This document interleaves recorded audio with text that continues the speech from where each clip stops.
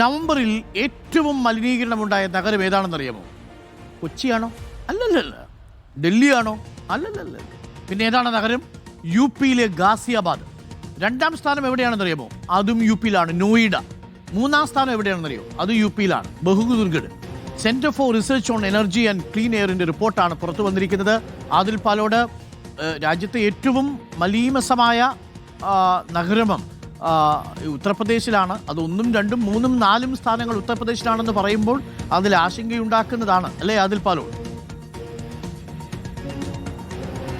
ഉറപ്പായും ആശങ്കയുണ്ടാക്കുന്ന ഇതിലെ ഏറ്റവും പ്രധാനപ്പെട്ട കാര്യം രാജ്യ തലസ്ഥാനവുമായി ബന്ധപ്പെട്ട് കിടക്കുന്ന നഗരങ്ങളാണ് ഏറ്റവും കൂടുതൽ മലീമസമായിരിക്കുന്നത്, മലിനകരമായിരിക്കുന്നത് എന്നുള്ളതാണ്.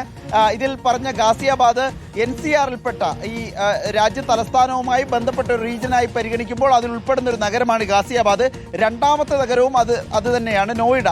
ദില്ലിയോട് തൊട്ടടുത്ത് കിടക്കുന്ന നഗരമാണ് നോയിഡ. മൂന്നാമത്തേത് ഹരിയാനയിലാണ് എന്നുള്ളതാണ് വ്യത്യാസം. ബഹുദുർഗഡ് ഹരിയാനയിൽ നിന്നുള്ള ഒരു നഗരമാണ്.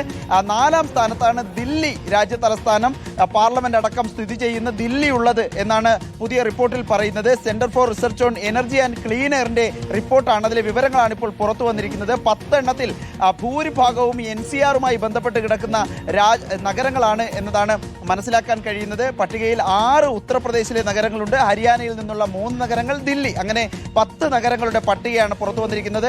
ഭാഗ്യത്തിന് കൊച്ചിയും തിരുവനന്തപുരവും ഒന്നും ഇതിലില്ല എന്നത് നമുക്ക് അഭിമാനിക്കാവുന്ന ഒരു കാര്യമാണെന്ന് കൂടി എടുത്തു പറയണം. വരും ഓക്കെ, ഇപ്പോൾ വരുന്ന വാർത്ത ഏതാണ്? ഉത്തർപ്രദേശിൽ നിന്നുള്ള 6 നഗരങ്ങളുണ്ട് എന്നുള്ളതാണ്.